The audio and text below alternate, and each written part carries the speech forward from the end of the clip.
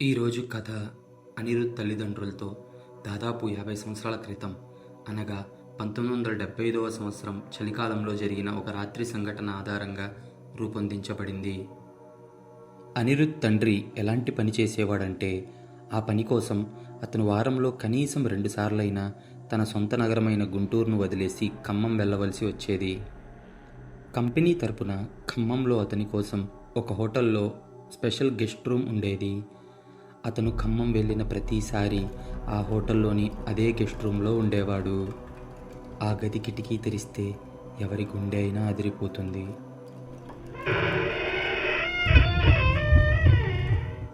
ఎందుకంటే ఆ హోటల్లోని ఆ గది కిటికీ తెరిస్తే ఎదురుగా కనిపించేది ఒక శ్మశానం.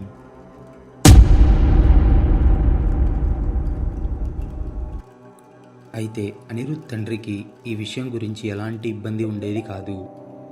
ఎందుకంటే అతను దయ్యాలు మరియు ఆత్మల కంటే ఎక్కువగా తను నమ్మే దేవుడిపై, అలాగే తన ఆత్మవిశ్వాసం మీద ఎక్కువ నమ్మకం ఉంచేవాడు. గుండె ధైర్యం కలిగిన వారిని దయ్యాలు లేదా ఆత్మలు ఎప్పటికీ ఇబ్బంది పెట్టలేవని చెప్పేవాడు. అయితే ఆ టూరిస్ట్ లాడ్జీలో ఇప్పటి వరకు లెక్కలేనన్ని వింత ప్రమాదాలు జరిగాయి. అంతేకాకుండా ఆ హోటల్ మేనేజర్ అక్కడికి వచ్చే ప్రతి గెస్టుకి సాయంత్రం 5 గంటల తర్వాత హోటల్లోని ఏ గది కిటికీలను తెరిచి ఉంచొద్దని వార్నింగ్ కూడా ఇస్తూ ఉంటాడు. దానిని అనిరుద్ తండ్రి ఎప్పుడు పట్టించుకునేవాడు కాదు. అతను ఈ విషయాలను పట్టించుకోకపోవడానికి అతిపెద్ద కారణం ఏమిటంటే అతను ఈ హోటల్లో ఎప్పుడూ వింతగా ఏ సంఘటనను ఎదుర్కోలేదు. కానీ అప్పుడప్పుడు అర్ధరాత్రి నిద్రలో ఎవరో అతని చెవి దగ్గరికి వచ్చి అతని పేరు పెట్టి పిలుస్తున్నట్టు అతనికి అనిపించేది. మిస్టర్ రానా చక్రవర్తి.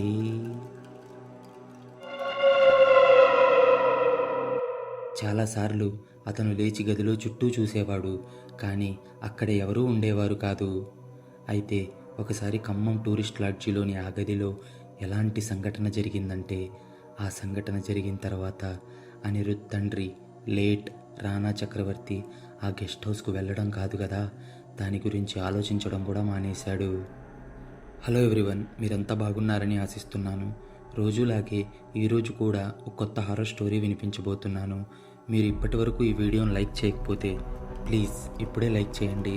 మీరు లైక్ చేయడం ద్వారా ఈ వీడియో మీ వంటి హారర్ స్టోరీ లవర్స్ మరికొంతమందికి సజెస్ట్ చేయబడుతుంది. అలాగే మీ లైఫ్లో ఏమైనా హారర్ ఇన్సిడెంట్స్ జరిగి ఉంటే డిస్క్రిప్షన్లో ఉన్న మన మెయిల్ ఐడికి వివరంగా రాసి పంపండి. మీ అనుభవాలను మన సబ్స్క్రైబర్స్తో పంచుకోవచ్చు. ఇక ఏమాత్రం ఆలస్యం చేయకుండా ఇవాల్టి హారర్ స్టోరీ స్టార్ట్ చేసేద్దాం. లేట్ రానా చక్రవర్తి మరియు అతని కుటుంబంతో దాదాపు 50 సంవత్సరాల క్రితం అనగా జనవరి 13, 1976 రాత్రి అసలేం జరిగింది? ఎందుకు ఆ సంఘటన ఖమ్మంలో ఉన్న టూరిస్ట్ లాడ్జ్కి వెళ్ళడం కాదు కదా, దాని గురించి రానా చక్రవర్తి మరియు అతని కుటుంబం ఆలోచించడం కూడా మానేసేలా చేసింది అనేది ఇప్పుడు తెలుసుకుందాం. ప్రతిసారిలాగే రానా చక్రవర్తి తన పని మీద గుంటూరు నుండి ఖమ్మం వెళ్ళాడు. కానీ ఈసారి అతను ఒంటరిగా కాకుండా అతని భార్య మీనాక్షి చక్రవర్తిని మరియు వాళ్ళ 3 ఏళ్ల కొడుకు అనిరుద్ను కూడా తీసుకెళ్లాడు. లాడ్జీలోకి ప్రవేశించగానే అక్కడి మేనేజర్ వారిని ఒక మంచి నవ్వుతో కారు దగ్గరికి వెళ్ళి మరీ వెల్కమ్ చెప్పాడు. ఎందుకంటే మిస్టర్ చక్రవర్తి ఎప్పుడు అదే లాడ్జీకి వెళ్తూ ఉండేవాడు కాబట్టి అక్కడి మేనేజర్ మరియు స్టాఫ్ అందరితోనూ అతనికి చాలా మంచి పరిచయం ఉండేది.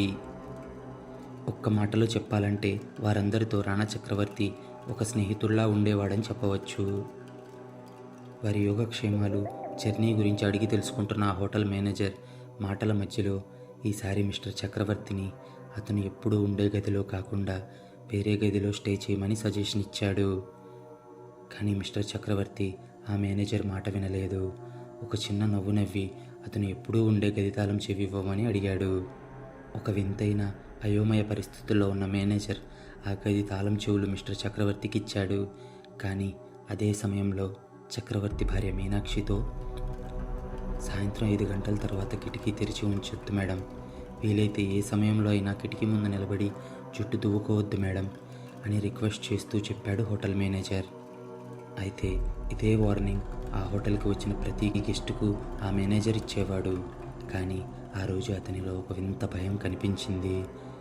ఎందుకంటే మొట్టమొదటిసారి మిస్టర్ చక్రవర్తి తన కుటుంబంతో ఇక్కడికి వచ్చాడు కాబట్టి వాళ్ళకి ఎటువంటి ప్రమాదం జరగకూడదని మేనేజర్ కోరుకున్నాడు. రూమ్లోకి చెకిన్ చేసిన కాసేపటికి మిస్టర్ చక్రవర్తి తన పని కోసం బయటికి వెళ్ళాడు. ఇక చక్రవర్తి భార్య మీనాక్షి ఏమో తన 3 ఏళ్ల కొడుకుని గదిలో ఒంటరిగా వదిలి స్నానం చేయడానికి వెళ్ళింది. స్నానం చేసి బయటికి వచ్చిన తర్వాత ఆమె జుట్టు ఆరబెట్టుకోవడానికి కిటికీ తెరిచింది. ఆ కిటికీ తెరవగానే ఆమెకి ఎదురుగా కనిపించింది చూసి ఆమె షాక్ అయింది. ఆమె కళ్ళు పెద్దగా అయ్యాయి. ఆమెకు సాయంత్రం 5 గంటల తర్వాత గది కిటికీ తెరిచి ఉంచవద్దని మరియు ఏ పరిస్థితిలోనూ విప్పిన జుట్టుతో ఆ కిటికీ ముందు నిలబడొద్దని ఆ హోటల్ మేనేజర్ చెప్పిన మాటలు గుర్తొచ్చాయి. హోటల్లో దిగినప్పుడు మీనాక్షి ఆ మేనేజర్ చెప్పిన మాటలను ఏమాత్రం పట్టించుకోలేదు.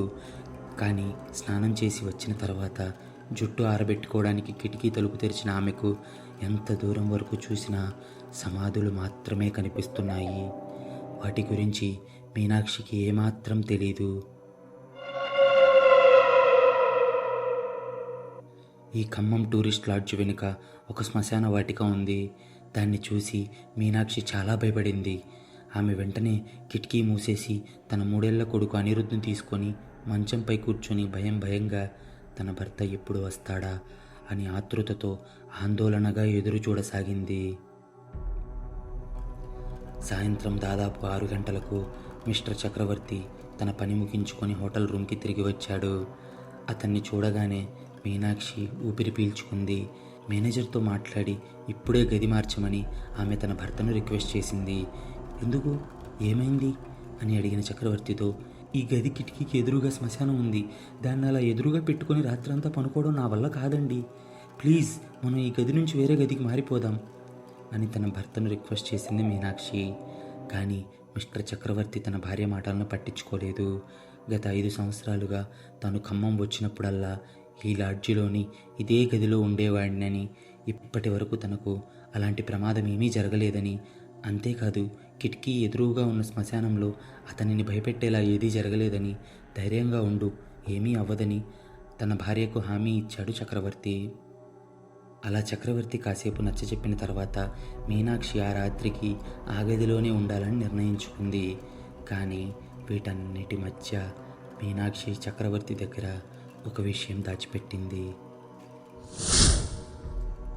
అదేంటంటే మేనేజర్ హెచ్చరించినప్పటికీ దాన్ని పట్టించుకొని మీనాక్షి ఆ కిటికీ తెరవడమే కాకుండా అక్కడ విప్పి ఉన్న జుట్టుని ఆరబెట్టుకుంటూ కొంచెం సేపు నిలబడింది కూడా.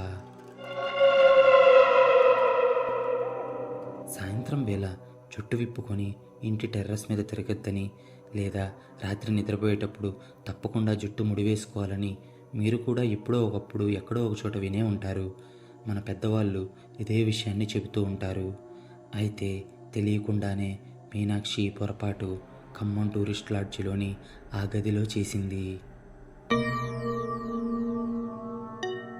ఆ గది కిటికీకి ఎదురుగా ఒక శ్మశానం ఉంది. జనవరి 13, 1976 రాత్రి దాదాపు 11 గంటలకు మిస్టర్ చక్రవర్తి నిద్రని తన గది నుండే వస్తున్న ఒక వింత సౌండ్ డిస్టర్బ్ చేసింది. అతను లేచి చూసేసరికి అతని భార్య మీనాక్షి జుట్టు కిటికీ దగ్గర గాలిలో ఉంది. ఏదో దుష్టశక్తి ఆమెను కిటికీలో నుంచి తన వైపుకు లాగుతున్నట్లుంది. మరియు తనను తాను రక్షించుకోవడానికి మీనాక్షి కిటికీ దగ్గర ఉన్న ఒక టేబుల్ను పట్టుకుంది. అంతేకాదు భయం కారణంగా ఆమె గొంతు నుండి ఒక్క మాట కూడా రావడం లేదు. ఒక్క క్షణం చక్రవర్తి తన కళ్ళను తను నమ్మలేకపోయాడు. కానీ తర్వాత అతను ధైర్యం తెచ్చుకొని తన భార్య చేయి పెట్టుకొని తన వైపుకు లాగడానికి పూర్తిగా ట్రై చేశాడు. అతని ప్రయత్నం ఫెయిల్ అయింది. ఎందుకంటే ఆ దుష్ట శక్తి చాలా శక్తివంతమైనది. అది మీనాక్షిని ఆ గది నుండి బయటకు లాగుతుంది. మిస్టర్ చక్రవర్తి గట్టిగా సహాయం కోసం కేకలు వేయడం స్టార్ట్ చేశాడు. అయితే కొన్ని క్షణాల్లోనే ఆ లాడ్జిలోని పక్క గదుల వాళ్ళు మరియు మేనేజర్ కూడా అక్కడికి వచ్చారు. అందరూ కలిసి చాలా కష్టపడి మీనాక్షిని మంచంపై పడుకోబెట్టి ఆమె చేతులు కాళ్ళు కట్టేశారు. ఆ స్థితిలో కూడా మీనాక్షి శరీరం లోపల ఎలాంటి దుష్టశక్తి ఉంది అంటే అది ఆ మంచం మొత్తాన్ని కదిలించడానికి ప్రయత్నం చేస్తుంది. ఈ స్థితిలో మీనాక్షి కేవలం ఒకే విషయం పదే పదే చెప్తుంది. అది ఏంటంటే, నన్ను ఎవడో చంపాలనుకుంటున్నాడు, దయచేసి నన్ను కాపాడండి అంటుంది. మిస్టర్ రాణా చక్రవర్తి చాలా ధైర్యవంతుడు. అతను రాత్రంతా తన భార్య తలపై చేయి ఉంచి తన గురువు ఇచ్చిన మంత్రాన్ని జపిస్తూ ఉన్నాడు. అలా కొన్ని గంటలకు తెల్లారింది. అప్పుడు ఆమె పరిస్థితి చాలా బెటర్ అయింది. కానీ గడిచిన రాత్రి ఆమెతో ఏం జరిగిందో ఆమెకి ఇప్పుడు గుర్తులేదు. ఆమె శరీరంలో ఒక కారణం తెలియని అలసట మాత్రమే ఉంది. మీనాక్షితో ఆ రాత్రి జరిగిందంతా బహుశా ఆమె భయం వల్ల వచ్చిన సైకలాజికల్ ప్రాబ్లం అని మీకు అనిపించవచ్చు. కానీ సడన్గా మీనాక్షి శరీరంలోకి వచ్చిన ఆ దుష్టశక్తిని కంట్రోల్ చేయడానికి దాదాపు 5-6 వ్యక్తుల సహాయం తీసుకోవాల్సి వచ్చిందంటే అర్థం కావట్లేదా? ఆ కనిపించని దుష్టశక్తి యొక్క బలం గురించి ఆ సమయంలో వారందరి భయాన్ని వివరించడం కూడా చాలా కష్టం. ఖమ్మంలోని ఆ టూరిస్ట్ లాడ్జ్ ఇప్పటికీ అలాగే ఉంది. కానీ ఇప్పుడు అక్కడ ఎవరూ ఉండట్లేదు.